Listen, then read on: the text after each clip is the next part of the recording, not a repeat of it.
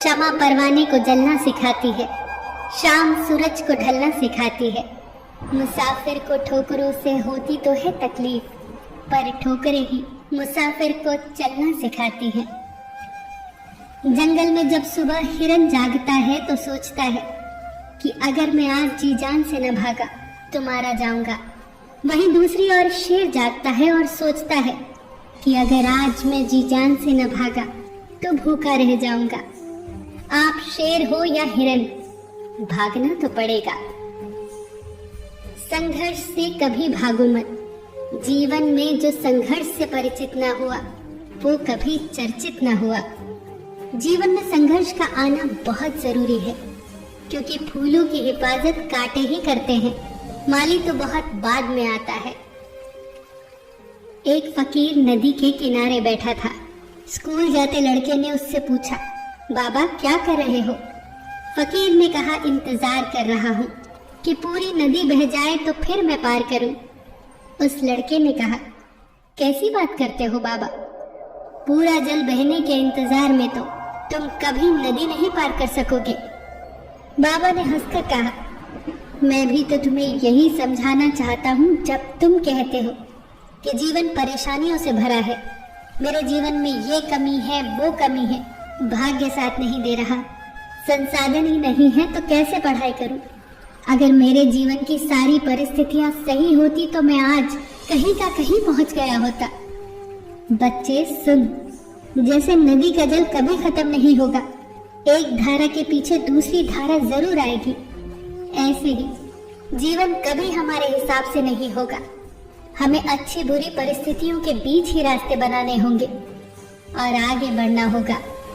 सारी परिस्थितियां सही हो जाए इस चीज का इंतजार मत करो, आगे बढ़ो। जीवन में यदि सफल होना है तो 4 वाक्यों को कचरे के डिब्बे में डाल दो।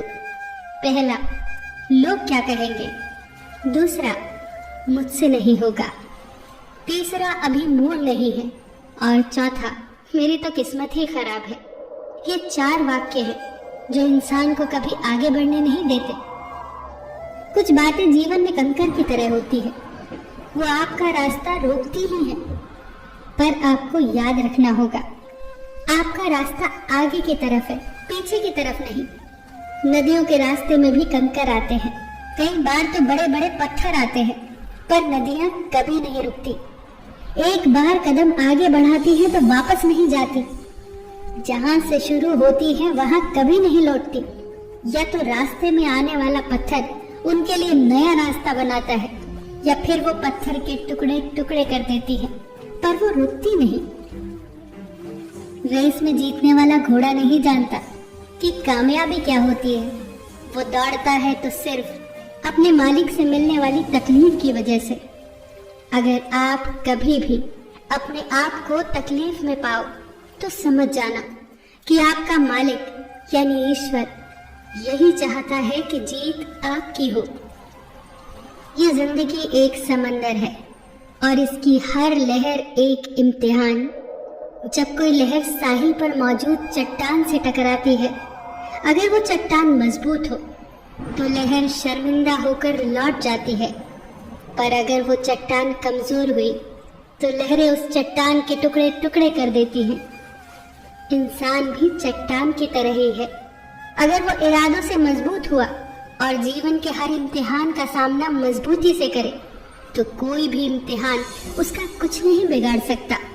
पर अगर वो कमजोर इरादों का हुआ तो ये इम्तिहान उसकी हस्ती मिटा देते हैं।